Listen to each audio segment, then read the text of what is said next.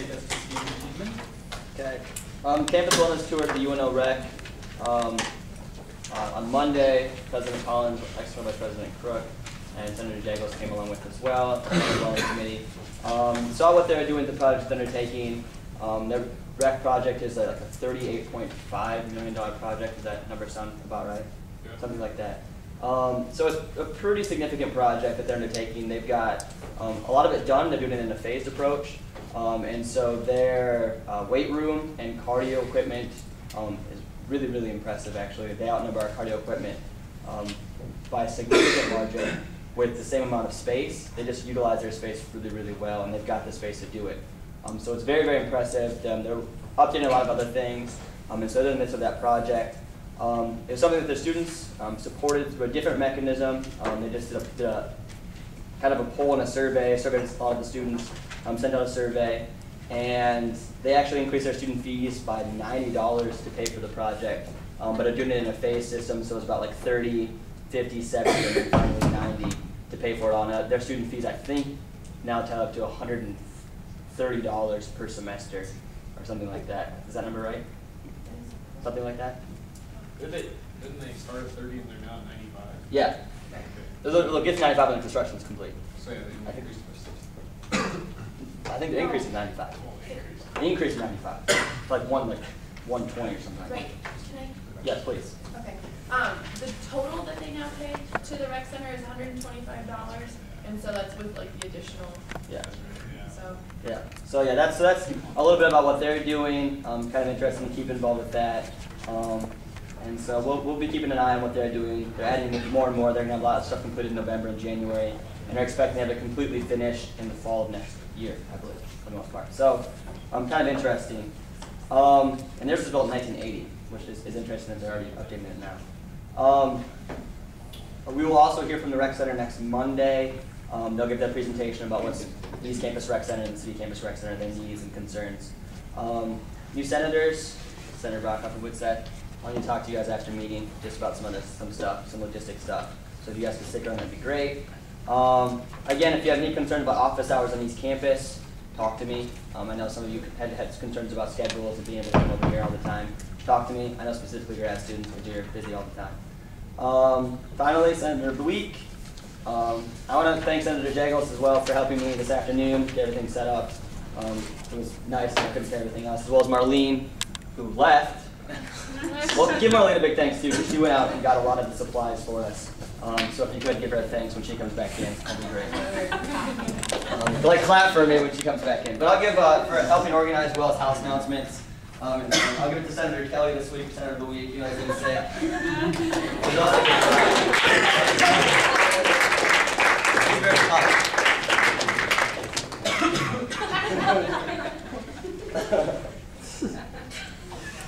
So keep up the good work, everyone. And if you flaunt it like that, you'll definitely get more awards. Is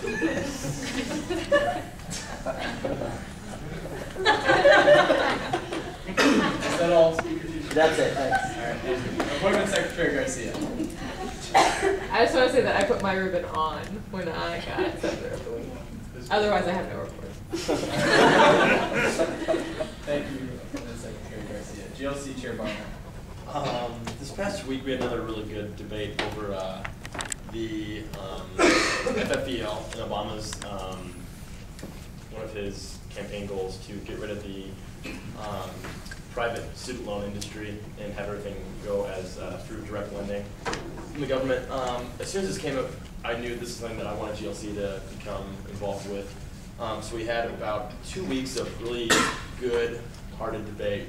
Got a little intense last night, but it's still respectful. And but we came to a point where I felt like everyone was ready to make a vote. We made a vote, and you'll be seeing the directive that we'll be creating later this week at next week's Senate meeting. So look forward to that. On Monday, I also went to a town hall meeting. There's a panel of state senators, and in November, there's a special session coming up. The governor's called. It's called the Special Budget Cutting Session. And there's a panel, I think it's the Appropriations Committee of state senators. They basically just wanted to get constituent input as to what people thought was important when it came to the budget. They did different straw polls as to whether or not they thought roads, education. They just wanted to get kind of feedback from the constituents. It was a packed house. I was kind of excited seeing all the buzz that was created this past summer about town hall meetings. I was kind of excited to see if anything crazy would happen, but nothing happened. But it was good. I wanted to give you guys a website that was talked about a lot of town hall. It's nebraskabudget.com. I think there's some Facebook ads going out about it as well. With that, I think it's also a way that the senators can get some feedback as to what you guys consider important when it comes to our state budget. They'll be having to make some hard decisions coming up in the special session, and I know that any input you guys can give to that website would be helpful. Again, it's nebraskabudget.com. Other than that, they talked about soda pop tax. I think if I had to sum it up in two things, the soda pop tax was talked about as a way to increase revenue, and also property tax credit, something I'm not too familiar with, but that was brought up a lot as well. So some things we'll be looking into coming into the special session in November. So. Okay. Senator Post, do you have a question? Just a quick thing to add to David's comment. There's also a website called nebraskaspending.org, I believe, or .com, set up through the treasurer's office. Just another way to budget, just so you know, look at two different versions. So, thank you. FCLA Chair Lee. Kerry, do you want to introduce yourself? I'm Kerry Swanson. I'm a freshman in FCLA. Right now I'm an electrical engineering major, but I'm changing a semester to forensic science pre-med. Where are you from? Imperial, Nebraska. Thanks for the help. Wow.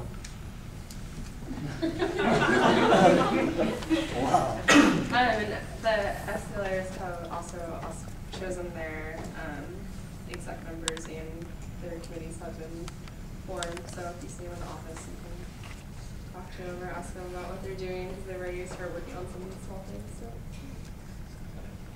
Question. Are we going to get pictures up of them soon? I've been working on it. Yeah. I was having issues with the computer yesterday. So we're on they were downloading, but Okay. yeah, they'll be up soon, so you can We know see pictures of where, Yeah. like up by the printer. Okay. That will. Thank you. DSDC Chair Shilhanek. Yeah, thank you. We will be presenting the diversity plan in 2 weeks today, which we're really excited about. We spent a lot of time on it, and so we're really excited about that. I'd like to make a special thanks to my committee. I think they've gone really above and beyond what was expected of them, and so I'm really proud and thankful for them.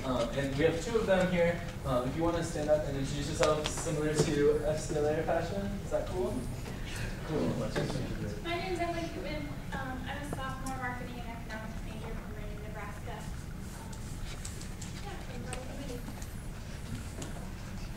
I'm Keshia here. I'm a junior news ed broadcast double major. I'm from St. Louis, Missouri. Nice to see you all. And that's it. That will conclude executive reports. We'll move into committee reports. Academic Committee Chair Shilhanek. Last night, we had the online undergraduate bulletin trial with the Dean of Undergraduate Studies, Dr. Rita Keene, and Nancy Mitchell, Dr. Nancy Mitchell from Undergraduate Studies, and she's the director of the ACE program. It's very successful. I'd like to thank those of you who came out to the trial in itself. I know they really appreciate the student input. A little bit of background on that. The undergraduate bulletin, the really thick Bible of courses and course material that you get at new student enrollment, is going online. It should be a pretty interactive program when it's all said and done. I know the graduate students already have an online form of their undergraduate bulletin, or their graduate bulletin, I suppose. But we're reaching, and its final product will be hopefully something that is integrated with the schedule of classes and a lot of other cool things the university has to offer.